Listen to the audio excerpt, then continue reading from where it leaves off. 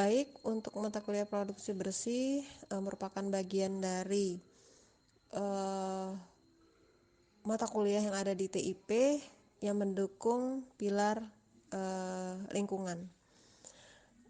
Seperti pernah dijelaskan di awal ya, dalam kuliah manajemen lingkungan industri sebagai dasar dari untuk pilar lingkungan.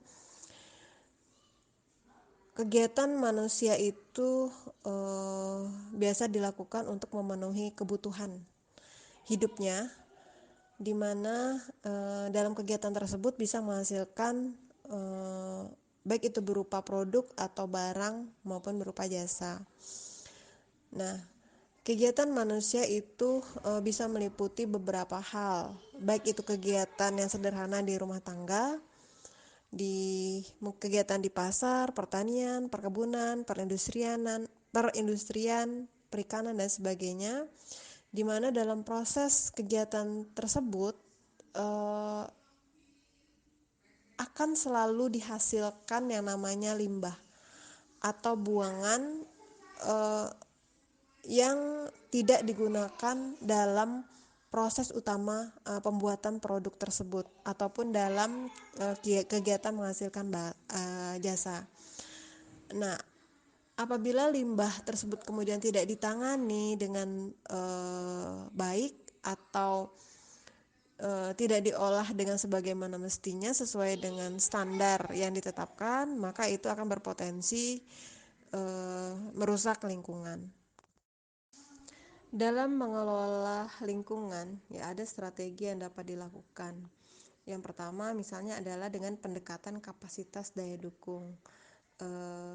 Dalam hal ini adalah suatu upaya untuk memperbaiki lingkungan yang sudah rusak atau tercemar akibat adanya limbah tadi. Nah, yang menjadi kendala menggunakan pendekatan ini tentu saja adalah akan memerlukan biaya tinggi ketika kita ingin mengembalikan lingkungan yang sudah rusak menjadi seperti kondisi yang seperti semula. Dapat dibayangkan akan banyak biaya yang dikeluarkan. Nah, pendekatan yang berikut yang dapat dilakukan adalah dari segi limbahnya. Limbah yang terbentuk itu biasanya dilakukan pengolahan, gitu ya. Dalam suatu kegiatan secara umum ya, limbah itu kan bisa berupa limbah padat, limbah cair maupun udara. Nah, konsep pengelolaan lingkungan yang apa ya, sistem klasik ya yang sudah lama dilakukan itu adalah uh, si produsen itu baru berpikir ketika limbah itu sudah terbentuk. Apa yang harus dilakukan ketika limbah terbentuk agar tidak sampai mencemari lingkungan. Yang secara sederhana mungkin yang umum dilakukan oleh suatu industri misalnya adalah adanya IPAL, instalasi pengolahan air limbah. Nah, ini adalah salah satu bentuk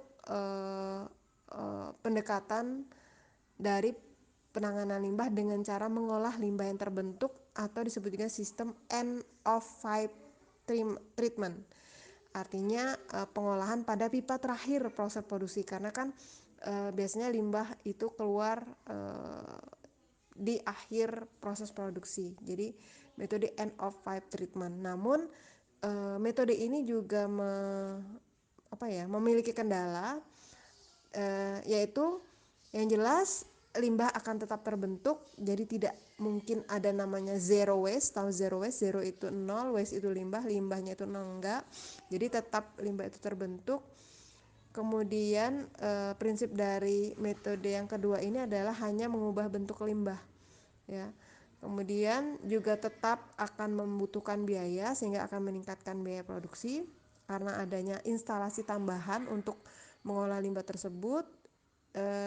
Dan kemudian juga kendalanya adalah adanya upaya perbaikan kerusakan yang tinggi serta umumnya cenderung melanggar peraturan. Seperti kita ketahui bahwa yang namanya limbah itu pasti ketika diolah harus memenuhi standar. Nah, kebanyakan karena limbah itu dianggap tidak menguntungkan gitu ya, malah mengeluarkan biaya, sering industri tidak mengindahkan peraturan tersebut sehingga membuang limbahnya dengan sembarangan. Karena kedua strategi tersebut, yaitu baik pendekatan kapasitas daya dukung maupun end of pipe treatment itu memiliki kendala, oleh karena itu diperlukan alternatif lain yang bisa dilakukan untuk mengelola lingkungan. Dalam hal ini adalah produksi bersih salah satunya ya. Produksi bersih ini merupakan strategi pengelolaan lingkungan yang bersifat terpadu dan preventif. Jadi ada kata kuncinya terpadu dan preventif.